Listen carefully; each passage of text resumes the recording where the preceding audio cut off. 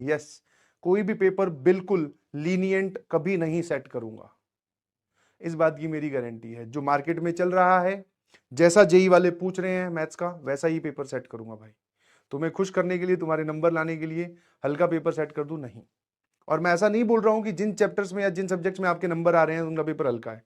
मैं किसी भी सब्जेक्ट पे कमेंट नहीं कर रहा हूं, मैं अपनी बात कर रहा हूं। पेपर डिफिकल्ट आएगा, वही लोग सॉल्व कर पाएंगे जिसने क्लास की कॉपी रिवाइज करके गया है। और दूसरा, पेपर अटेम्प्ट करने का तरीका बता दूं, हो सकता है पहला ही सवाल जानबूझकर मैंने एडवांस में टफ डाला हो, पहला ही सवाल।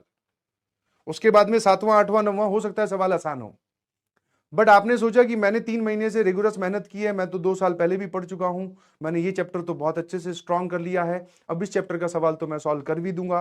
तो आपके पास उसी चैप्टर का सवाल आया और उसी में उलझ गए आप। तो ये एक प्लानिंग आपको उलझाने की स्ट्रेटेजी हो सकती है। आपको लगे आप वहां पे टाइम वेस्ट कर रहे हैं, आगे बढ़िए प्लीज। आपको लगे मल्टीपल करेक्ट आपसे सही नहीं हो रहे हैं, सिंगल करेक्ट में मूव करो। सिंगल करेक्ट सही नहीं हो रहे हैं, मैच दी कॉलम पे चले जाओ, इंटीजर टाइप पे चले जाओ। आप एक जगह रहकर टाइम वेस्ट मत कीजिए प्लीज, क्योंकि पेपर में टाइम ही सबसे इंपॉर्टेंट चीज है, उसको आपको प्रॉपरली यूटिलाइज करना सीखना होगा। और अभी भी अगर आपका पेपर देखते ही पहले सवाल पे ही कलम चलने लगती है, तो दैट मीन्स गलत है, आपकी स्ट्रेटेजी बहुत गलत जा रही है। आपने 2 साल जिन लोगों ने तैयारी की है उन्होंने, या फिर इस साल में भी 3 महीने हो गए हैं, बहुत सारे टेस्ट आपने दे दिए हैं, तो अब तो सर हमें यह समझ में आना चाहिए कि सबसे पहले हमें आसान सवालों को पिक करना है, हमारे हिसाब से आसान। हो सकता है हमने जिसको आसान उठाया, हो सकता है उसमें कैलकुलेशन थोड़ी लंबी निकल गई, तो उसको बीच में छोड़ देंगे, कोई बात नहीं, कैलकुलेशन एक तरफ साफ सुथरी करके रख देंगे।